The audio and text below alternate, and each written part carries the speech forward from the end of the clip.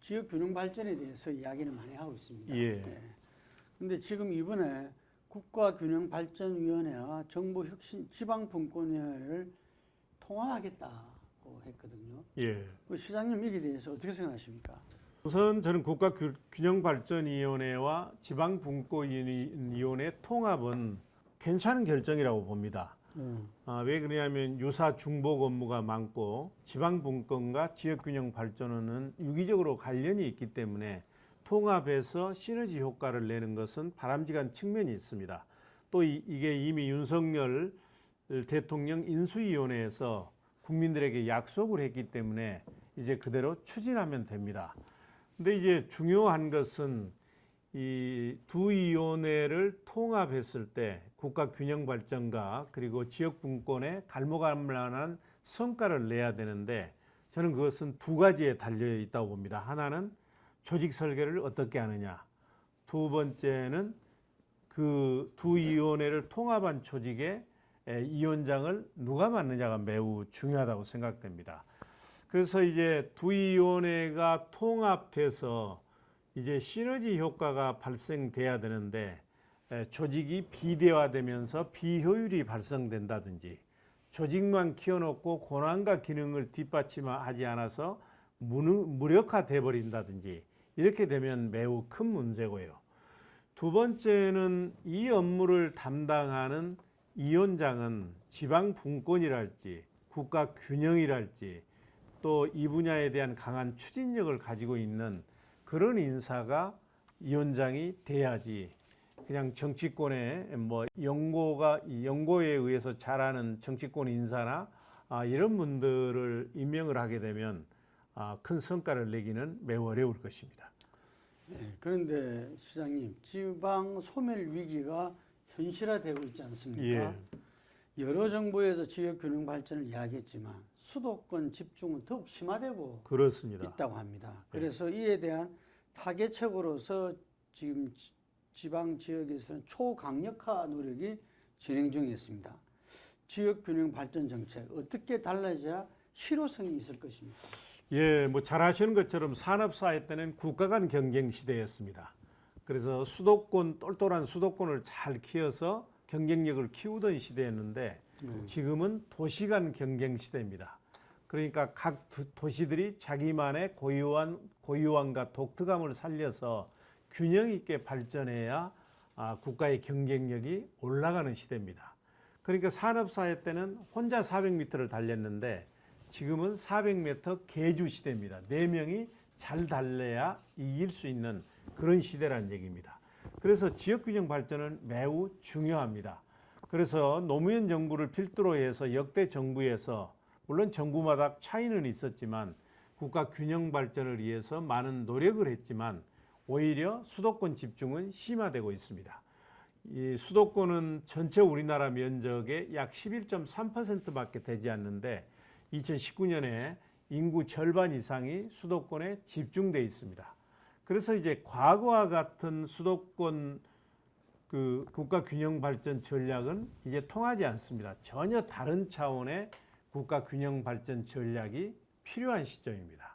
그러니까 과거에는 예를 들면 수도권에 있는 공공기관을 지방으로 이전한다든지 큰 대규모 국책 사업을 지방에서 건설한다든지 이런 식으로 해서 국가 균형 발전을 이루려고 했는데 이건 이제 더 이상 통하지 않습니다. 지금은 저는 이제 대안으로 초광역 전략이 필요하다. 그러니까 각 광역자치단체들이 이 자립과 자생력이 가능한 초광역 단일 경제권을 구축할 수 있어야 됩니다. 그래서 우리 젊은이들이 지역을 떠나지 않고도 세계를 최고를 미래를 꿈꿀 수 있는 그런 초광역 경제권을 구축해야 됩니다. 구체적으로 말씀드리면 역사성이 갖고 경제적으로 보완 관계가 깊은 강주 호남권 그리고 대구 경북권 이런 곳은 광역자치단체가 통합을 해서 단일 행정체계를 갖출 필요가 있습니다. 반면에 지리적 그리고 경제적 연관성이 깊은 부산, 울산, 경남 같은 경우에는 이제 통합에 어려움이 있을 것입니다. 이런 데는 메가시티로 가는 것이 필요합니다.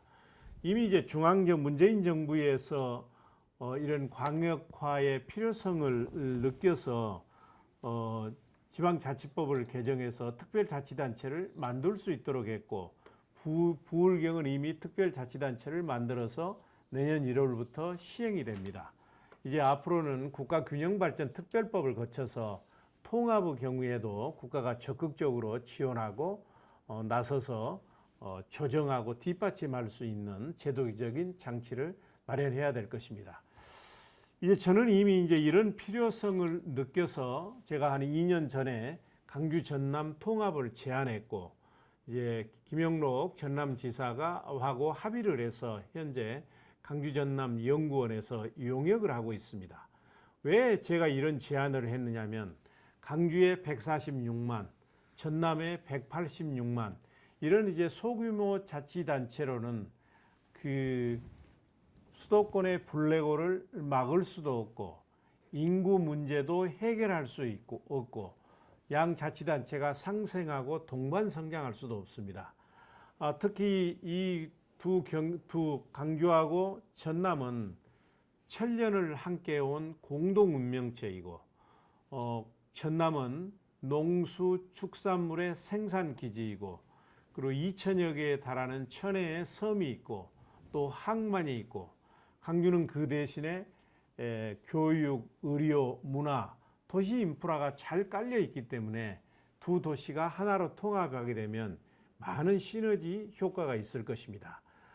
그렇게 이러한 이유 때문에 이제 시도민들 또 50% 이상이 찬성하는 그런 입장을 보이고 있는데, 다만 우려하는 것은 이 두 개의 광역자치단체가 합치게 되면 교분과 같은 국가 지원이 줄어들 것 아니겠느냐, 이런 걱정을 하게 됩니다. 그래서 저는 정부가 지원이 현재보다 줄어들지 않도록 제도를 개선하고 뒷받침하면 이 초광역화가 빠르게 이루어질 수 있고, 그렇게 되면 인구 소멸 문제도 지자체를 중심으로 해결할 수 있습니다. 그러니까 초광역 자치단체를 만들자고 하는 것은 리전 스테이트, 지역 국가를 만들자는 겁니다. 이게 국방이나 애교를 빼고 하나의 조그만 국가를 만들게 되면, 강주 전남의 경우 강주가 포함되지 않고 어떻게 시군의 소멸 문제를 해결할 수 있겠습니까? 이렇게 되면 이제 강주 전남의 청년들이 이 지역을 떠나지 않고서도 꿈을 펼칠 수가 있고 세계를, 미래를 지향할 수 있게 되는 환경이 조성될 수 있을 것입니다. 강주시장 당시에 노사 상생의 강주형 일자리를 성공시켰습니다. 23년 만에 처음으로 국내 자동차 공장을 완공 캐스프를 생산한 성과를 냈는데요. 전국적으로 지금 확산 되고 있다, 이런 이야기도 들었었는데, 현실적으로 어떤지 모르겠습니다. 우리 사회통합형 노사 상생의 일자리 꾸르면 생각한 게 실현이 됐어요. 그 과정은 어땠습니까? 매우 어려웠죠. 우리는 노와 사가 전혀 다른 쪽에 서 있기 때문에 여기서 이제 합의점을 만들어낸다는 게 쉽지 않습니다.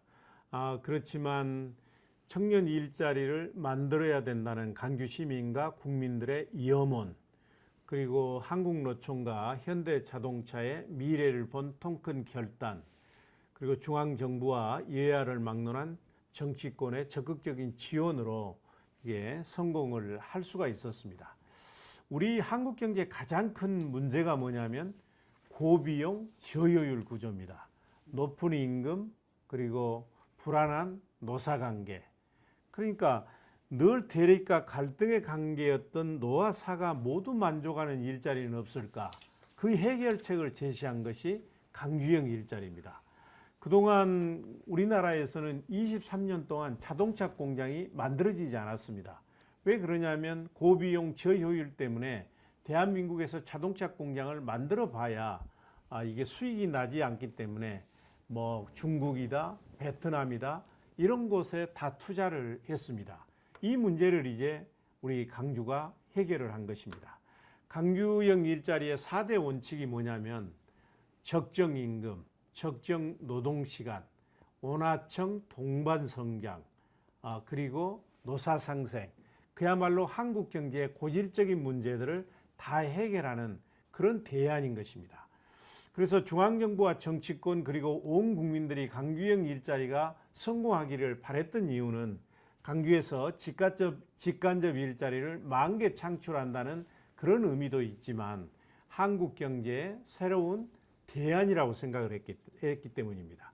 이 강규형 일자리가 성공하면서 애국에 투자하려고 했던 투자가들이 발걸음을 멈추었고 이미 나가 있던 기업들이 대한민국으로 돌아오는 리쇼어링 효과도 이루어지고 있습니다.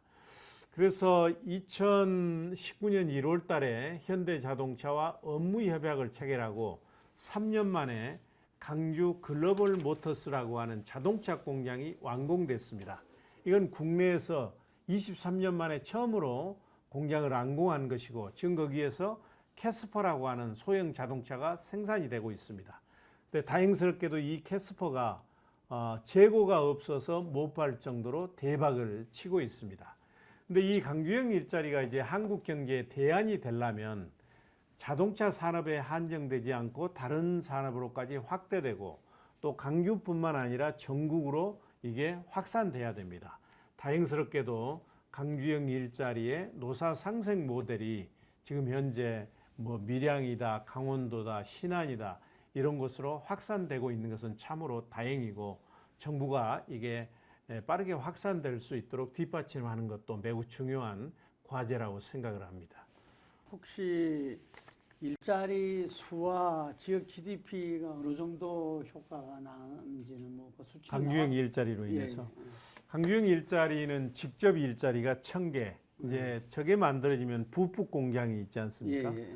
이제 부품 공장 이런 간접 일자리까지 하면 한 11,000개가 늘어나도록 돼 있는데 지금은 이제 그 공장 가동 초기고 또 반도체가 없어가지고 지금 1년에 7만 대 내지 10만 대를 생산해야 되는데 완전히 가동을 못하고 있습니다. 그러다 보니까 이게 하루에 한 3교대 막 이렇게 이루어져야 되는데 지금 1교대 내지 2교대만 하고 있어서 현재는 한 650명 직접 일자리를 채용하고 있는데 이런 문제들이 해소되면 10,000개 이상의 일자리가 만들어질 것이고요. 이걸로 인한 GDP 그 성장 효과는 제가 구체적으로 기억은 못하고 있는데 상당할 것으로 예정이 되고요. 특히 광주 경우에는 자동차 산업이 매우 중요합니다. 자동차 산업과 관련된 일자리가 전체 일자리의 40% 이상, 수출이나 GRDP도 자동차 분야에서 40% 이상이 되고요. 저는 이제 이게 강주가 그야말로 친환경 자동차 부품 클러스터, 부품 그 메카 도시로 발전할 수 있는 기반이 마련됐다고 생각이 됩니다. 이제 GGM에서 지금 생산되고 있는 자동차는 물론 이게 친환경차가 아닙니다. 이제 수익성이 없기 때문에 지금은 이제 내연 자동차를 생산하고 있는데 언제든지 수소차나 전기차로 전환할 수 있는 홀류 시스템을 가지고 있기 때문에 바로 생산이 가능하고요. 두 번째는 그 자동차 공장이 들어간 공장이 빅그린 산단인데 거기에 국가 친환경 자동차 부품 클러스터가 만들어지고 있고 또 이제 자동차의 경우에는 이제 어떤 지역에서 다른 지역으로 이동하는 이동수단으로서도 중요하지만 앞으로는 자동차 안에서 책도 보고 음악도 듣고 휴식도 취하는 자동차 전장 산업이 매우 중요합니다. 근데 이 자동차 전장 산업은 인공지능과 긴밀하게 연관이 돼 있는데 우리 강주가 지금 인공지능 대표 도시로 발전하고 있고 또 끝으로 이제 강주 그 지역이 제가 시장이 되면서 경제 자유구역으로 지정이 되었습니다. 그래서 애국인 투자를 유치하는데 매우 유리한 환경이 조성돼 있고 이런 것들을 종합적으로 감안하면 이제 정부와 지자체가 쫄똘 뭉치면 강주가 세계적인 친환경 자동차 부품 클러스터로 발전할 수 있는 기반을 확실히 가지고 있다. 이렇게 말씀드릴 수 있습니다. 시장님께서는 노무현 정부 때 그 장관으로서 국정 운영 경우에도 그 운영에 참여하셨고요. 예.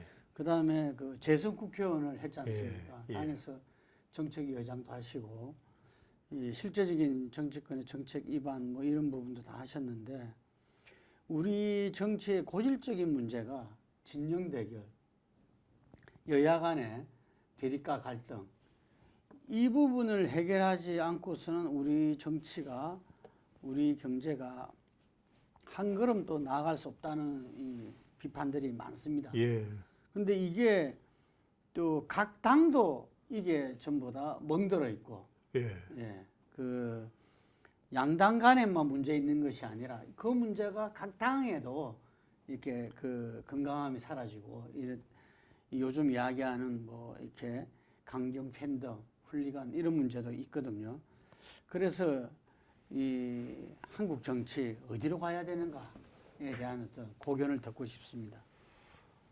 요즘 한국 정치 보면 답답하죠. 원래 이제 정치가 국민을 걱정해야 되는데 요즘은 국민이 정치를 걱정해야 되는 그런 상황에까지 이르렀습니다.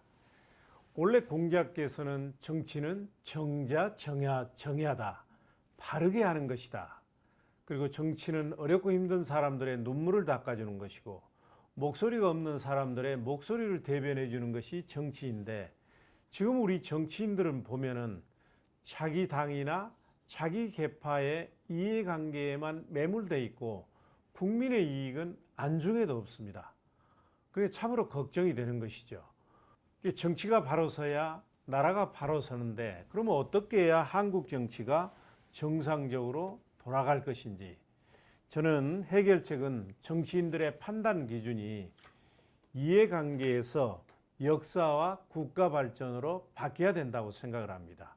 그러니까 다시 말하면 정치인들이 어떤 결정을 할 때 나에게 무엇이 도움이 되는가, 우리 정당, 우리 계파에 무엇이 도움되는가 이런 이해관계의 생각을 버리고 내 결정을 훗날 역사는 어떻게 판단할 것인가, 어떠한 결정이 국가 발전에 이바지할 것인가 역사와 국가를 보고 판단을 해 주었으면 좋겠습니다. 그리해야 소명의 정치인이 많이 나오게 됩니다. 우리 주변에 보면 많은 정치인들이 있는데 대부분 생계형, 생활형, 직업형 정치인입니다. 사명감을 가지고 정치를 하는 소명의 정치인을 찾아보기가 매우 어렵습니다. 그래서 이렇게 소명의 정치 그리고 역사와 국가 발전을 보고 정치를 하게 되면 상대방을 적군의 개념으로 보지 않고 여야가 서로 상생하는 파트너십의 시대가 열리게 됩니다.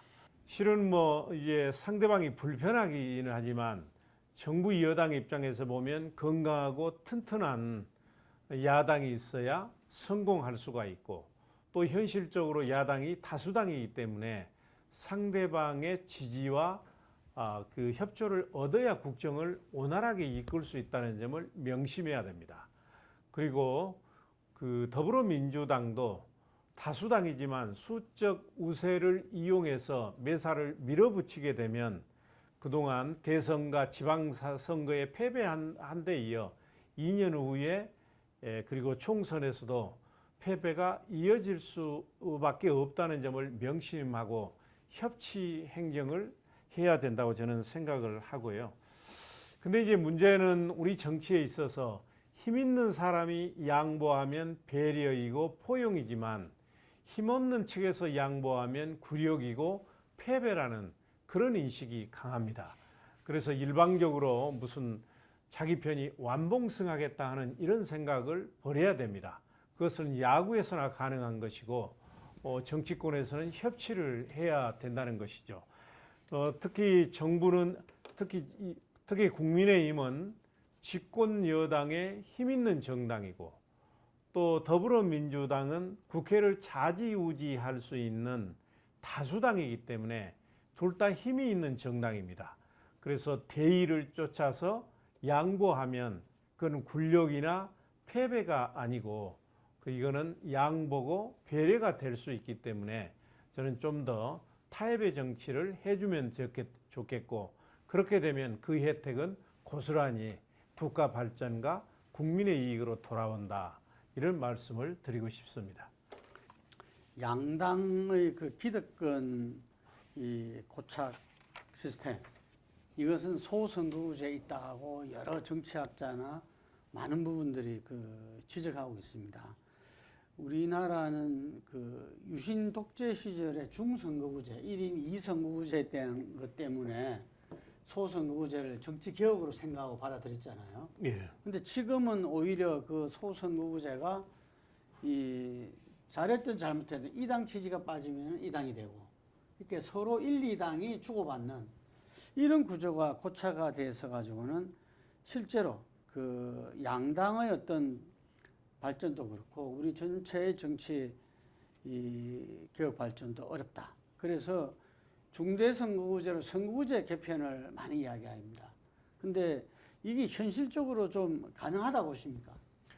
저는 중대 선거구제가 꼭 필요하다는 입장입니다. 그렇지만 이게 아마 정치권의 많은 사람들이 공감을 합니다. 그런데 현실적으로 이게 법이 통과되고 시행되지 못하고 있는 것은 국민의힘은 영남에서, 민주당은 혼합에서 독점 체제가 유지되고 있기 때문에 현실화되지 못하고 있습니다. 왜 그러냐면 더불어민주당과 국민의힘은 영남과 호남에서 아무리 잘못해도 확실하게 하는 지지 기반이 있기 때문에 이걸 소선거구제로 가면 거기를 모두 싹쓸이 할 수 있는데, 이걸 중대선거구제로 가게 되면 제3당이나 제4당에게 일부 의석을 뺏기기 때문에 반대하는 것입니다. 저는 이 영남과 호남에서 일당 독점 체제가 유지되는 것은 지역 발전을 위해서도, 정당 발전을 위해서도, 한국 경제의 선진화를 위해서도 별로 바람직스럽지 않고 이것 자체가 깨져야 된다는 입장이고, 그것을 위해서도 중대선거구로 전환이 필요하다고 생각하는 입장입니다. 지난 6일 지방선거에서 여러 지표가 나왔지만 그중에서 강주가 37.7%로 전국 역대 최저 투표율을 기록했습니다. 그래서 그 국민의힘에서는 모르겠지만 민주당에서는 이 강주의 이 투표율에 대해서 고민들을 많이 하더라고요. 직접 겪으셨죠? 예. 네. 잘 아시는 것처럼 광주는 정치 1번지고 강주 시민들은 정치 민도가 가장 높은 수준이고 또 민주당의 심장이라고 일컫고 있습니다. 그런데 지방선거에서 투표율이 37.7%, 그러니까 강주 시민들의 60% 이상이 투표를 거부한 것입니다. 이것은 한마디로 얘기하면 더불어민주당에 대한 강한 불만과 저는 실망의 표출이다, 이렇게 생각을 합니다.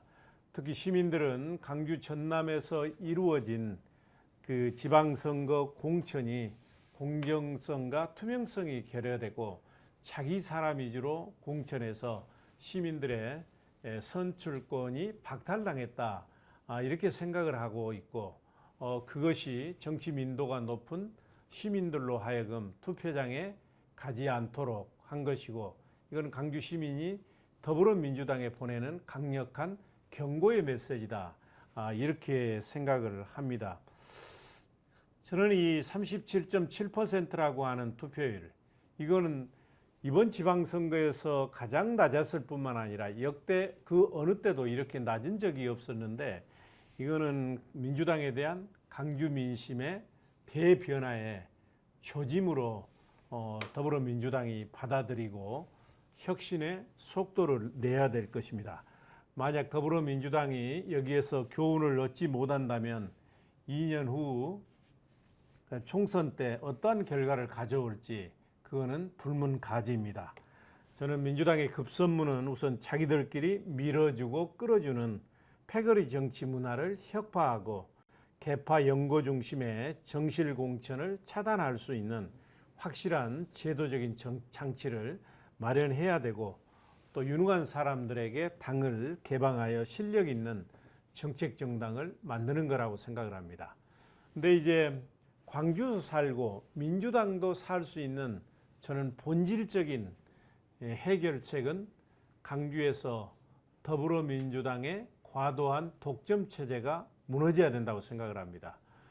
아무리 더불어민주당이 잘못해도 항상 지지하는 호남이 있으면 이것이 오히려 더불어민주당의 개혁과 혁신의 동력을 떨어뜨리는 계기가 됐습니다.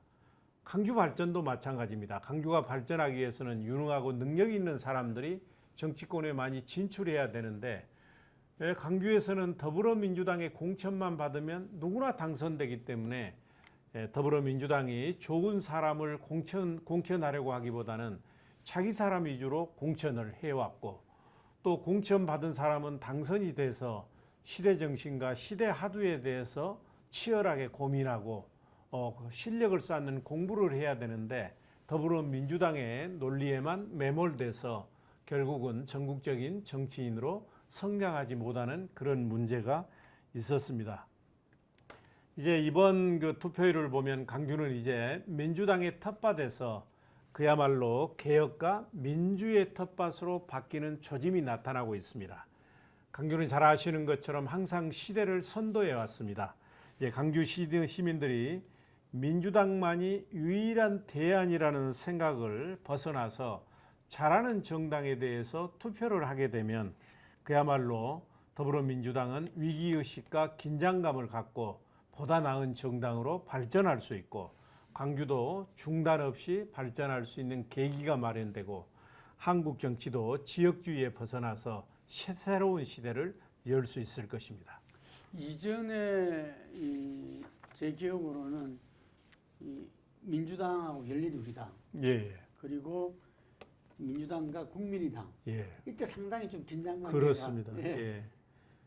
예를 들면 20대 국회의원 선거 때는 민주당이 강주 8석 중에 1석도 건지지 못했죠. 예. 그리고 전남에서도 이계 의원이란 한 분만 예. 민주당이 당선되고 국민의당이 싹쓸이를 했습니다. 예.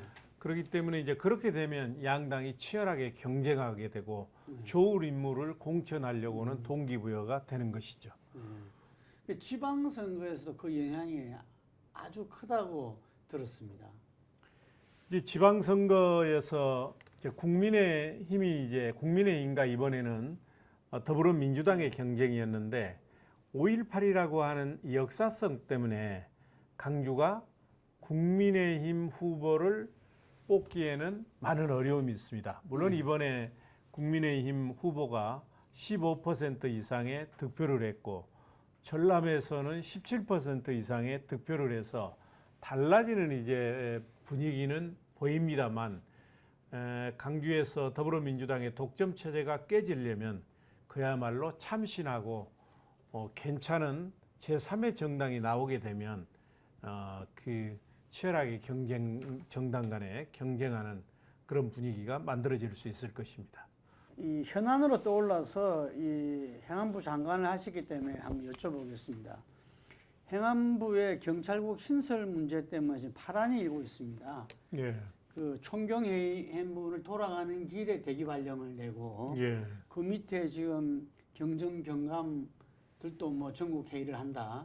굉장히 시끄러운데 제가 보기에는 이제 그쪽 논리 같은 경우는 이 부보다 힘이 센 청이 몇 개가 있는데 우리나라에. 근데 다들 그 견제와 이 균형의 어떤 장치가 돼 있다. 예. 국세청은 기재부의 세제실, 예. 예, 검찰청은 법무부의 검찰국 있는데 경찰청만 없다. 그래서 이번에 행안부에 경찰국이 그 필요한 거다. 이런 논리를 대요. 예. 우선 저는 정부가 긁어부스럼을 만들었다. 제가 노무현 정부 때 행정자치부 장관을 했습니다만 무슨 경찰을 통제하는데 그리고 경찰 운영에 있어서 특별한 문제를 느끼지 못했습니다. 물론 이제 윤석열 정부는 이제 수사권이 조정되면서 경찰 권력이 비대화되기 때문에 민주적 통제 필요성이 커졌다 이렇게 얘기를 하고 저는 그 취지에는 동의를 합니다. 그렇지만 그 행정안전부에 경찰국을 두겠다고 하는 것은 과거 시대로 후퇴하는 퇴행적 발상이다 이렇게 생각을 하고요.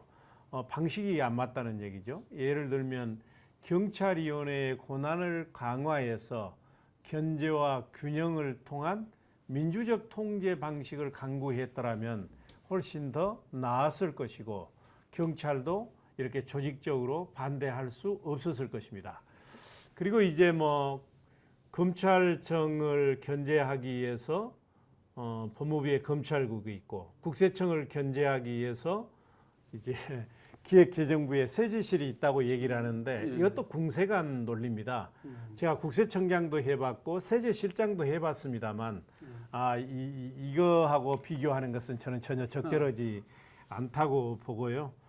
다만 좀 아쉬운 것은 정부가 일방적으로 밀어붙일 일이 아니고 사전에 충분한 논의를 통해서 합의점을 찾았더라면 좋았을 텐데 하는 아쉬움이 있고 행안부에 행정안전부에 경찰국이 만들어진다고 해서 그야말로 경찰청의 독립성이나 중립성이 크게 흔들릴 것이냐 여기에 대해서 여러 가지 이론이 있을 수 있겠지만 그렇지만 우리는 1987년 박종렬 열사 고문치사 사건처럼 경찰 권력이 정치 권력에 장악돼서 공안 탄압 수단으로 사용됐던 기억을 잊어서는 안 됩니다.